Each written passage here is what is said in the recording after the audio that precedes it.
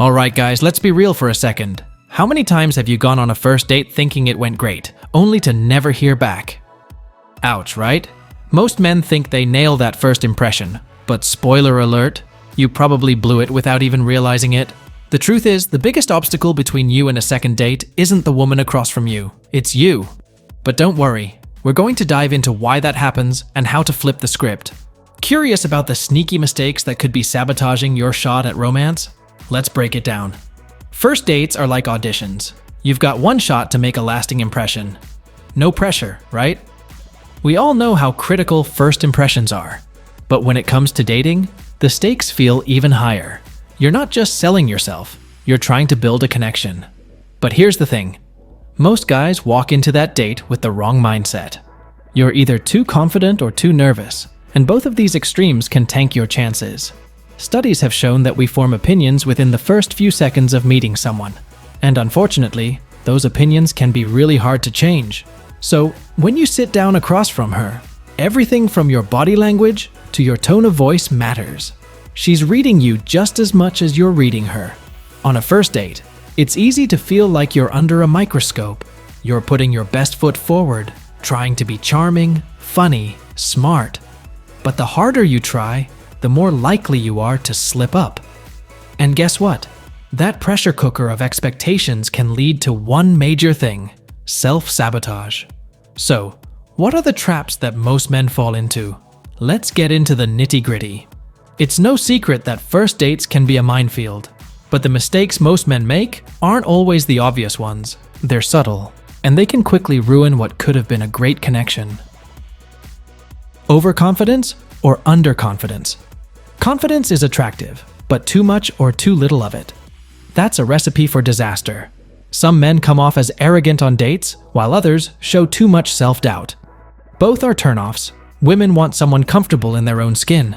The key is to be confident, not cocky, relaxed, but respectful. Talking too much about yourself. Here's the classic blunder. You think the date is going well because you've been talking non-stop. Wrong.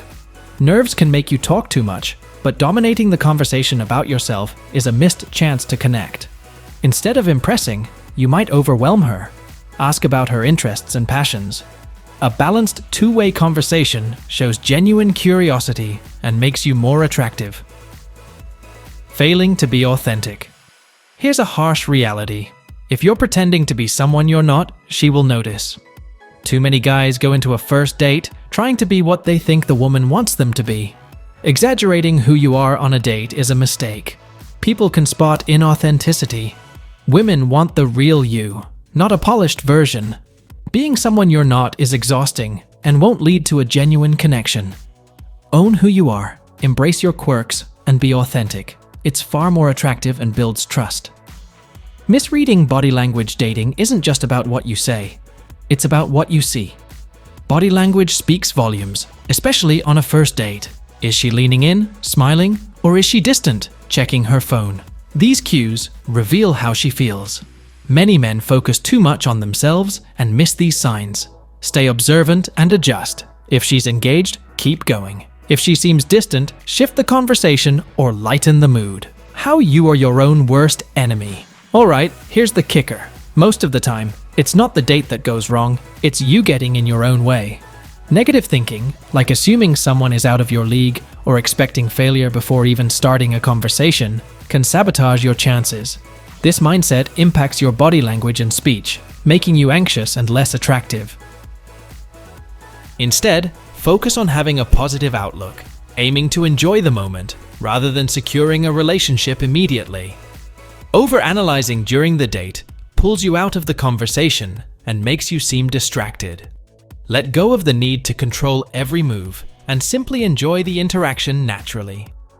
Finally, don't let past dating failures influence your present.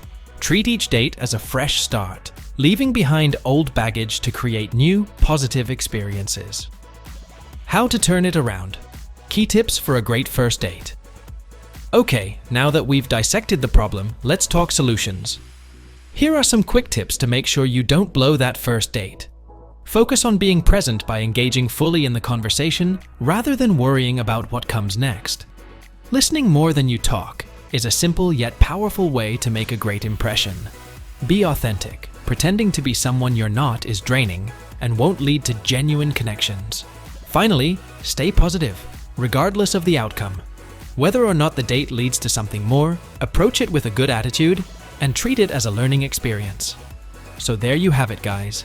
Most men blow the first date because they're standing in their own way. But the good news?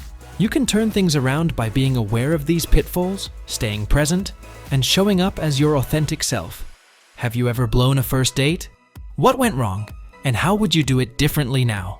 Let's hear your stories in the comments below. If you found this video helpful, hit that thumbs up, share it with a friend who needs to hear this, and don't forget to subscribe to the channel for more dating tips and advice.